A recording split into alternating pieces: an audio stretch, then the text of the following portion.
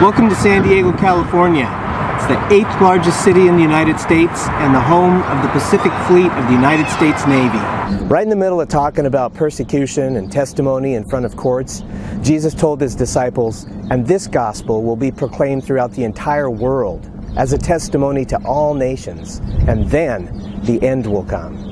It's noteworthy that this wasn't a command to spread the gospel. It was a statement of fact that the gospel would be spread. It can't help but be spread. Jesus said once he is lifted up, he would draw people to himself. The Apostle John tells us that Jesus was referring to his death on the cross.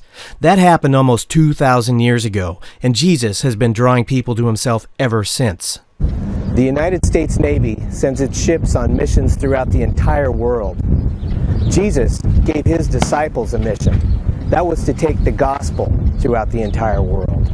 As surprising as this may sound, the Apostle Paul tells us that the gospel has already been spread to the entire world. If Paul's words are not enough, the Apostle John tells us in the book of Revelation that just prior to the return of Jesus to this world, that God will supernaturally cause what John called the eternal gospel to be spread throughout the entire world. If you think that it's necessary for every last person on the face of the earth to hear the gospel before Jesus can return, then we're going to need to have a missionary present at the birth of every new child every 8 seconds on the planet ready to preach.